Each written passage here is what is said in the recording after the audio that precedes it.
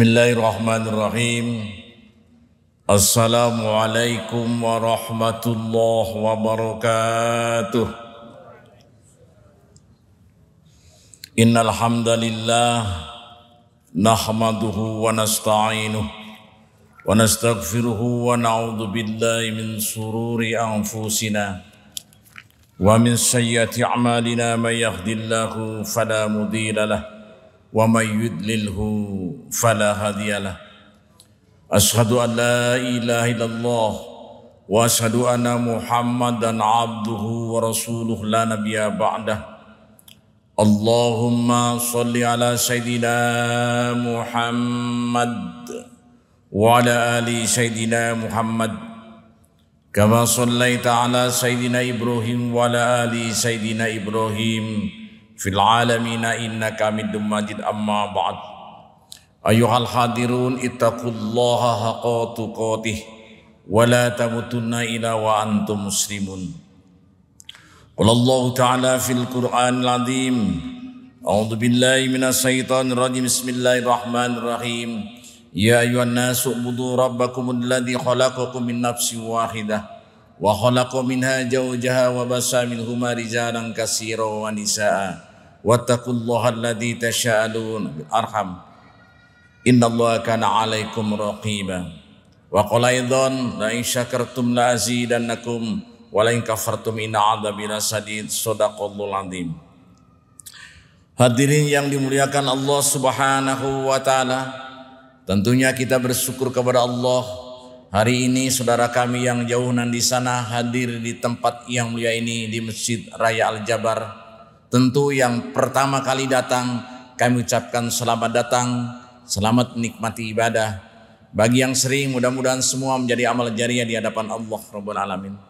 Salam pula semoga tercurahkan kepada junjungan kita Nabi Muhammad sallallahu alaihi wasallam, kepada keluarganya, para sahabat, tentu kepada kita bersama. Amin ya Allah ya Rabbal Alamin. Hadirin yang dimuliakan Allah Subhanahu wa taala, saya pada kesempatan ini akan memberikan materi dengan judul hidayah.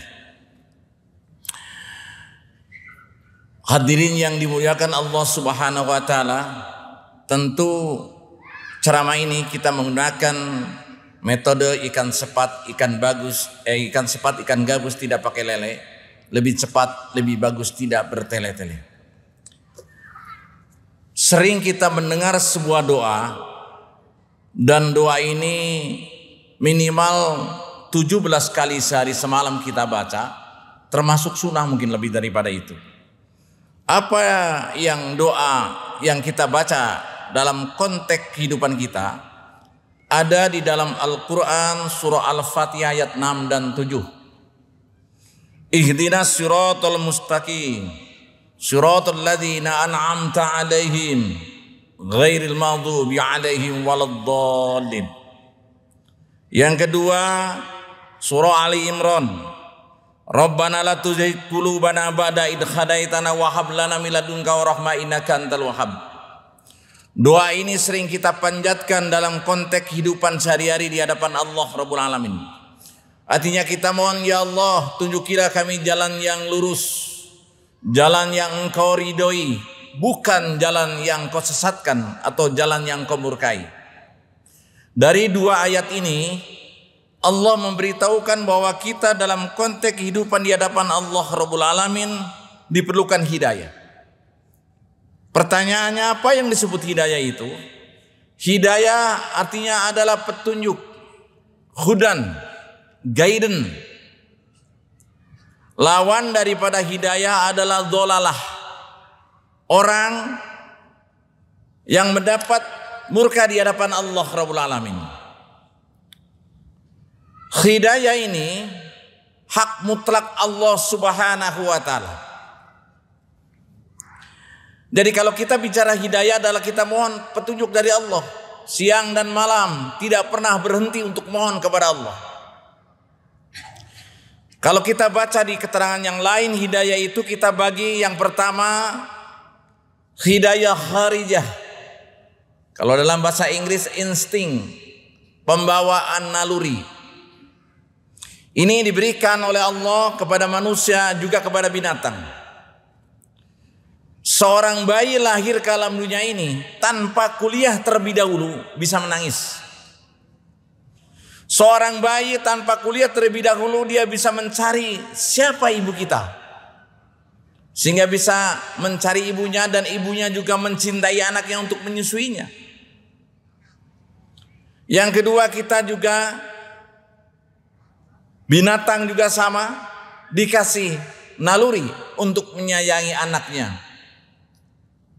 Itu yang namanya sarang laba-laba, itu hebatnya luar biasa. Kita tahu yang namanya burung itu menganyam sarangnya, itu luar biasa indahnya. Kalau di kampung mungkin Bapak pernah melihat burung manyar, itu buat siang dan malam sampai hebatnya luar biasa. Tapi yang namanya binatang itu tentu tidak mempunyai akal. Jadi kalau dia itu membuat sarang burung, dari mulai dulu sampai sekarang itu tidak ada perubahan. Yang namanya cangkurileng atau kutilang begitu juga. Silakan dicek. Burung manyar juga sama. Maka muncul hidayah yang kedua adalah hidayah akli. Kalau manusia diberikan akal, sehingga kita sering lihat dulu mungkin tidak ada komplek, sekarang sudah ada komplek, rumah bermacam-macam, gaya modern yang luar biasa. Itu karena manusia diberikan akal. Maka di dalam Al-Quran, wala talbisul haqqa bil batili wa taktumul haqqa wa antum ta'lamun. Akal ini adalah untuk mencerna, merubah satu hal yang tidak baik menjadi yang baik. Ini penting dalam konteks hidup bermasyarakat, sehingga mana yang baik, mana yang buruk harus tahu. Namun mana yang buruk, mana yang baik ini kadang-kala manusia itu terlupakan. Sholat berjamaah di masjid itu ganjarannya 27 derajat. Rumahnya dekat dengan masjid, pintu dibuka, pintu rumah kita pun di masjid, tapi batiniah kita belum tertarik dengan masjid untuk beribadah kepadanya. Orang yang hatinya ada masjid, jauh pun dia akan melangkah untuk datang ke masjid. Mestinya masjid sebagai sarana untuk ibadah di hadapan Allah Rabbul Alamin. Dan saudara kita yang dari Cimahi, dari mana datang sengaja jauh ke sini, itu karena hatinya memang terpaut kepada masjid. Di dalam hadis dikatakan sab'atun yudilluhumullahu yauma la dilla illa dillu, imamun adilun wa sabun nasafi ibadatillah azza wa jalla wa rajulun qalbuhu mu'allaqun fil masajid. Dalam manusia yang cinta kepada masjid.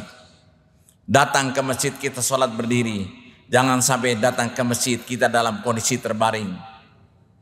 Kita di shaf paling awal tapi dalam kondisi berbentuk mayit. Yang paling hebat kita datang ke masjid itu lebih awal dibanding dengan yang lainnya. Hadirin yang dimuliakan Allah Subhanahu wa taala. Maka kita konteks yang pertama adalah hidayah kharijah atau insting. Yang kedua adalah hidayah akli untuk membedakan mana yang hak, mana yang batil. Seorang pemimpin kalau sudah bisa membedakan mana yang hak, mana yang batil, selamat dia hidup di dunia dan selamat dia hidup di akhirat. Tidak ada pemimpin yang masuk ke hotel Prodio karena bisa membedakan mana uang sendiri, mana uang rakyat. Ini penting. Kalau seorang pemimpin tidak memahami itu, hidupnya itu akan sengsara. Karena dibayang-bayangi dengan persoalan yang indah, tapi ternyata menyesatkan dalam konteks kehidupan di hadapan Allah Rabbul Alamin. Hadirin yang dimuliakan Allah Subhanahu wa taala, yang selanjutnya hidayah ad-din. Hidayah ad-din adalah hidayah untuk mengantarkan manusia menjadi muslim dan muslimat yang baik. Tapi yang namanya hidayah adalah mutlak urusan Allah. Jangan-jangan kita yang jauh dari Nabi, putra Nabi sendiri, Bu. Ya. Kita tahu yang namanya Nabi Nuh, namanya punya putra yang bernama Sam bin Nuh. Tahu nggak Pak, istri Nabi Nuh siapa namanya? Pasti dijamin di sini tidak ada yang tahu. Ibu tahu Bu, istri Nabi Nuh? Paling ibu mengatakan bunuh. Kan biasa gitu Pak. Istri hebat itu tergantung suami. Suaminya jadi wali kota pasti disebut Bu Wali. Suaminya jadi presiden pasti disebut Bu Presiden. Suami jadi RT disebut Bu RT. Yang lebih sengsara lagi kalau suaminya tukang urut, itu akan berubah menjadi burut. Nah untuk itu rahimakumullah, itu yang namanya istri Nabi Nuh, ketika ajalnya dia tidak sempat mengucapkan kalimat syahadat, tidak sempat mengucapkan kalimat tauhid, termasuk Sam bin Nuh. Istri Nabi Lut alaihissalam juga sama semacam begitu, dalam kondisi yang tidak baik. Jadi kalau orang sudah mendapat hidayah, itu sulit untuk dirubah kepada jalan yang tidak baik. Itu yang namanya istri Fir'aun, itu namanya kan Asiyah. Fir'aun itu luar biasa galak, Bu. Galak, terus dia mengumumkan kepada warga, siapa saja yang masyarakat kami punya anak laki-laki lahir, bunuh. Tapi ternyata Aisyah itu ingin punya anak, tidak terwujud. Ada seorang anak yang dibuang di sungai Nil. Jadi yang terpanjang di dunia ini adalah sungai Nil. Ada juga sungai di kota Bandung. Sungai apa itu juga ada yang terpanjang itu? Asia Afrika itu. Hadirin yang berbahagia, ini Aisyah itu begitu luar biasanya suaminya, tapi ketika suaminya yang begitu galaknya luar biasa itu, dia luluh dengan suaminya. Ternyata Bu, menurut penelitian, suami takut kepada istri itu tidak terjadi di zaman sekarang. Di zaman Fir'aun saja, yang seorang raja otoriter, tapi kalau istri sudah bicara dia takut. Sekarang pun sama, banyak seorang suami yang takut kepada istrinya. Hadirin yang berbahagia, siapa lagi? Kita kenal juga Abu Thalib. Abu Thalib itu seorang paman Rasulullah. Dia waktu Nabi Muhammad kecil di mana-mana dibawa, digandong, di mana-mana diamankan. Tapi di ujung kematiannya dia tidak membacakan kalimat La ilaha illallah. Maka ini penting Bu. Orang yang sering membaca kalimat La ilaha illallah itu ujung-ujungnya itu, endingnya itu masuk surga. Maka kalau ada orang meninggal dunia Bu, datangi lalu bacakan talqin di telinga kanannya.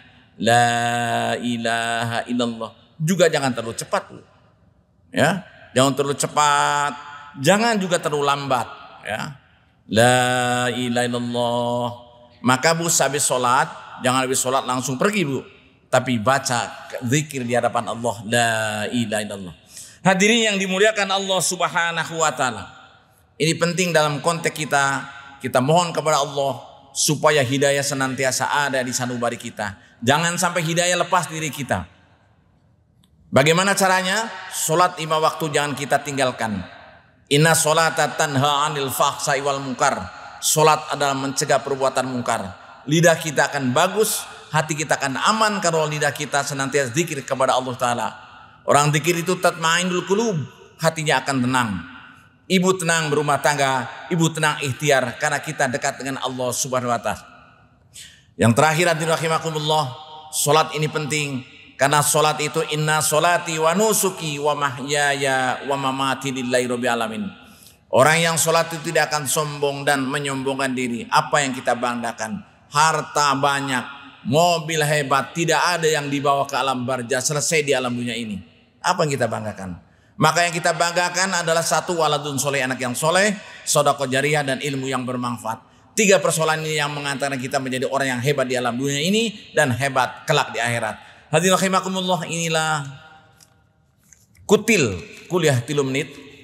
Ada orang mengatakan kultum.